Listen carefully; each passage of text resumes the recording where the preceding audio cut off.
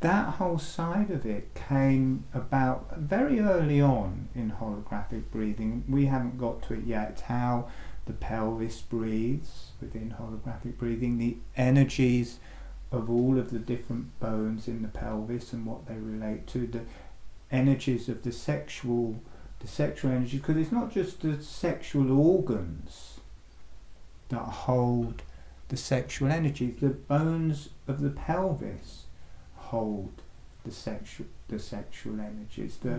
The sacrum, the rectum, and the sexual organs and the bladder, they all hold that quality of energy, and they are different qualities of it. So I was experimenting on how the pelvis breathes and finding the different qualities of the pelvis, and then when you find them all, they all come together as one movement and one energy, and it's this quality of creation that you're actually connecting. It's like the pelvis disappears and you deeply connect through the earth and through the universe and energies into this place of creation. And as that happened, something very interesting happened, in that I was drawn down into the pelvis, and my head was, or my being was down into the pelvis. I was saying, wow. And as I was there, I started having the feeling of what to me felt like contractions. I thought, oh, this is like giving birth. That experience, as I drop down in there, the experience is that I'm the baby, and whether you're a man or a woman, you have that experience of giving birth. And my pelvis naturally went in, and wow, we're going into contract, we're going into a birth here.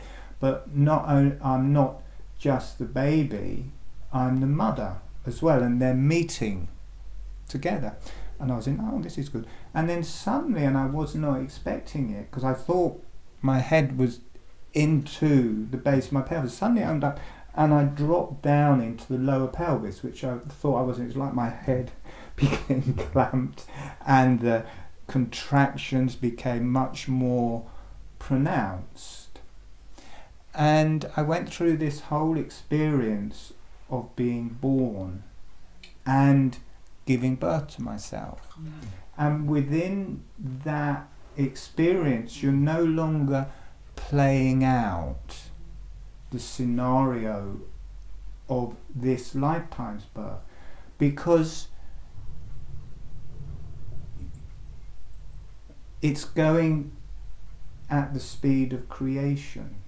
It's going with the rhythms of the earth. It's going with your intrinsic things, and you can experiment. Say, oh look, I feel like I'm getting a bit caught here, and you can play with that and you can move.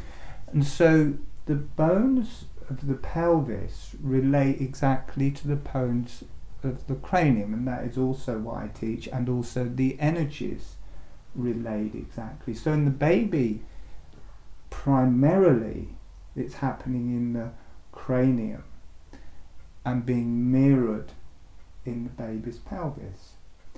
And in the mother, it's primarily happening in the pelvis and mirroring in the cranium. So all sorts of different yin-yangs are coming together like a multi-dimensional thing. And when they come together, when you're no longer the baby being born and you're no longer the mother giving birth, when you're the baby being born and the mother being birthed, those different polarities start coming together. And rather than them being an issue, they dissolve into light. So you don't have to go, oh, I've got to work with this strain, this bit. Automatically the pulls and strains within the pelvis start melding away, and the different pulls and strains in the cranium and through the whole body. You meet with creation, you meet with oneness. It is a very fundamental and primordial experience that is viewed as a dichotomy, but in that it comes together as oneness, and both experience melt you're no longer a victim of one or the other, or trying to, just becomes an experience within yourself. So we're not going to go into that with birth this time. We will start looking at it a bit with the breastfeeding, and we may start looking at it a bit with the womb life, but we may not quite get. There's other things I want to teach you about womb life first.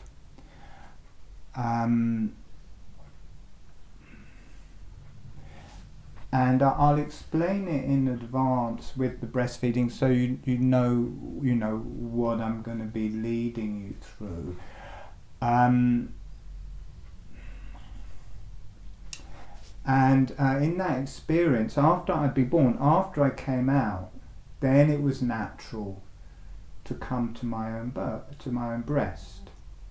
And even though I was a man, there's the experience of having breasts, the same as having a uterus and the vagina and the ovaries. They're matched. In a woman, you have the ovaries, the uterus, and the vagina, and they match energetically. With the testes relate to the ovaries, the uterus relates to the prostate, the vagina relates to the penis energetically, and within both of us we have, the women also have the experience of being a man, and the men also have the experience of being a woman. Within, energetically, it's there. So when I came to my own breast and started breastfeeding, and also could feel how within the baby that was starting to realign everything after birth, that experience. And within the mother, that was helping for the placenta to come out and for the whole pelvis to reorientate. And then again, when they come together, rather than being a dichotomy, they come together as one experience that disappears into the universe. Everything melts into just a white line. And after a while, I just let the baby and the mother melt into each other and came back. So we'll be going into the experience of breastfeeding with holographic breathing. We'll allow the universal energies to come through, and then we'll start working with it. We're breastfeeding as a baby, but we're also breastfeeding as a mother, and how that relates to creation and where we feel the qualities of creation, because a lot of the feeling of creation is actually coming from deep in the pelvis. We experience it outside of ourselves, but within us, within me anyway, the experience that I perceive as creation is also situated in my pelvis. And we'll be feeling how it connects to the navel, which is the umbilical cord when we're in the womb, and how it relates to the sexual organs. So it heals that whole area.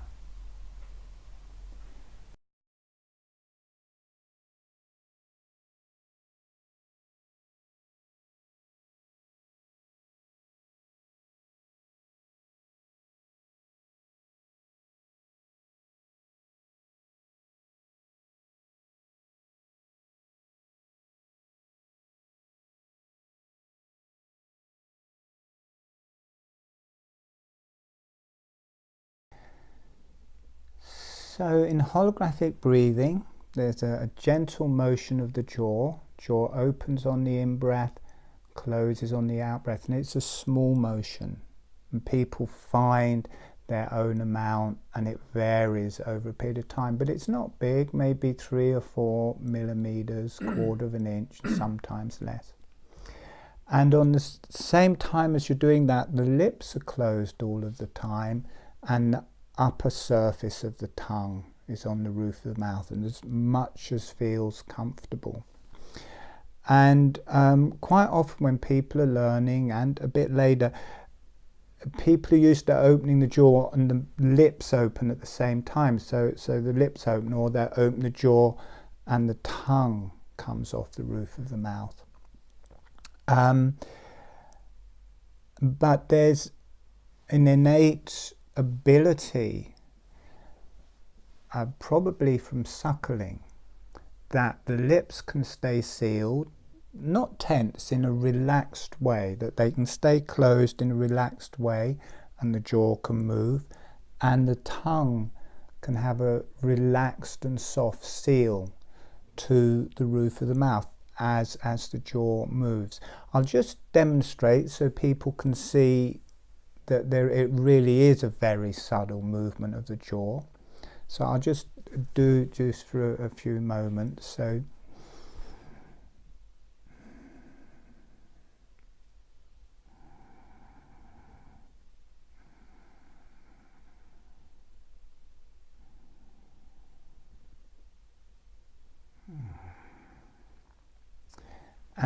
and very quickly you drop into an alternative state, kind of a shamanistic, very relaxed place.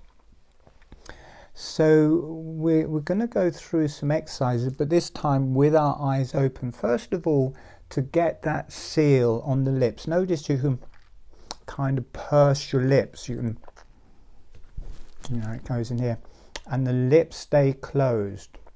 Try that a few times. You can drop the jaw and the lips stay closed. And now also put the tongue on the roof of the mouth and pull the jaw down. And notice it's like you get a suction with the tongue as the jaw drops down. So you can make a seal, and that is very similar to what babies do. Their lips seal around the nipple in a relaxed way, and the tongue seals the nipple to the roof of the mouth. So we can make a seal, a natural ability to making a seal. But now doing that in a very relaxed way with a much smaller motion of the jaw. So the lips are relaxed with a light seal, the flat of the tongue on the roof of the mouth with a very relaxed seal, and now just in a small way, or however big, opening the jaw. The lips stay sealed, the tongue stays on the roof of the mouth, the jaw closes, the lips stay sealed, the tongue stays on the roof of the mouth. Now make that movement a bit smaller. And now it's a bit like a pump. Notice as you're opening the jaw, it's natural to breathe in through your nose. As your jaw drops down, it's like a little pump. It brings the air in through the nose. Then as the jaw rises, it's like a pump. The breath comes out through the nose. So just being with that, and make the movement smaller. The jaw opens, you breathe in through the nose. The jaw closes, you breathe out through the nose. The tongue stays on the roof of the mouth. The lips stay closed with a very light seal. And now turning that round, so rather than the focus being on the jaw, you change the emphasis. Be aware of the breath coming in through your nose, and as the breath comes in, the jaw gently opens.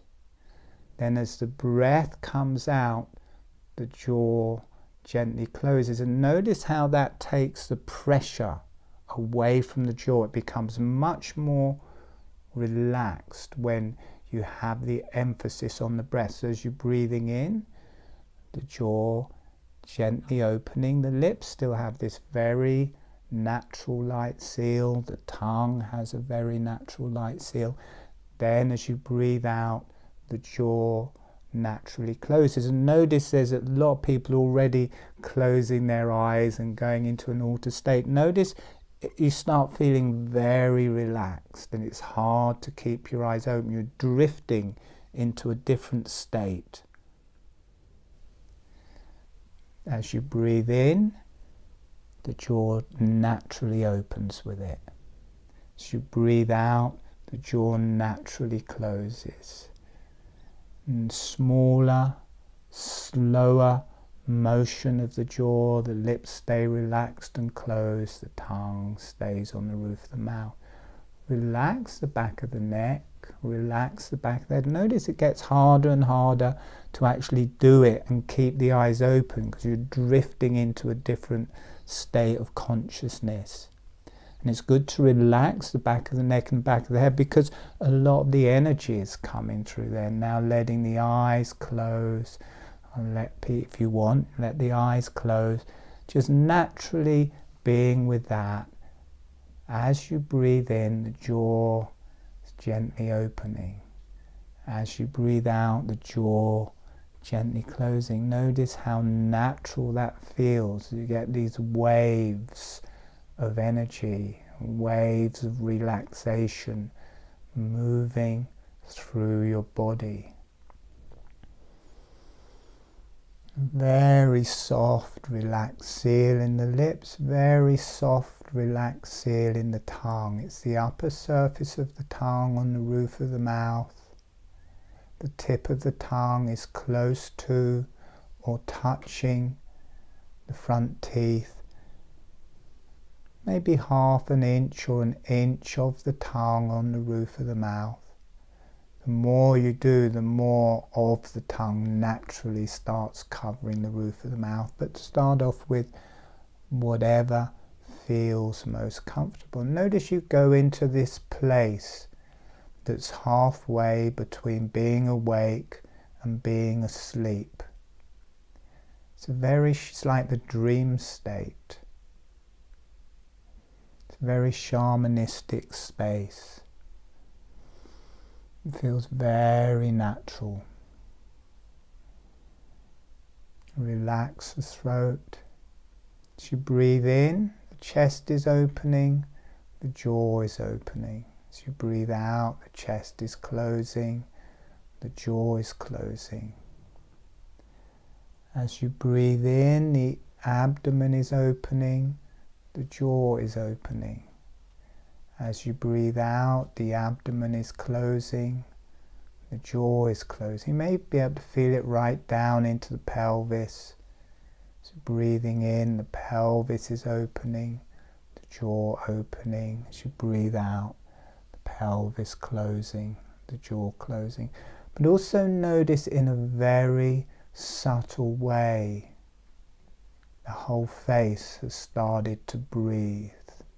This gentle motion of the jaw connects through every cell, through every part of us, and it especially connects up through the face, through the brain, through the cranium, through the neck, through the throat, connects it to the rest of the body. And this whole area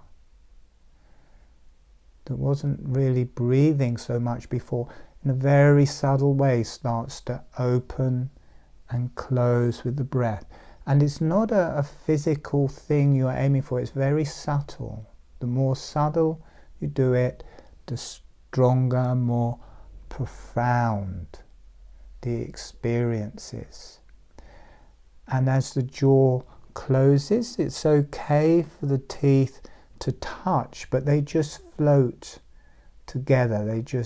There's no pressure, they're not resting and pressing together. They may just bounce around, gently touching a tiny bit. Or the jaw can just be slightly separate as you breathe out. Breathing in, the jaw gently opens with the breath. Breathing out, the jaw relaxes closed. It relaxes open and it relaxes closed. You drop into a deep, shamanistic, alternative space, a channel.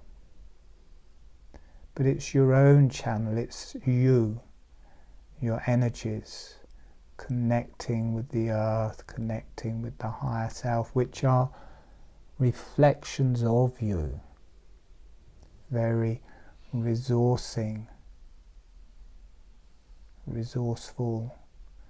very nutritious on all levels.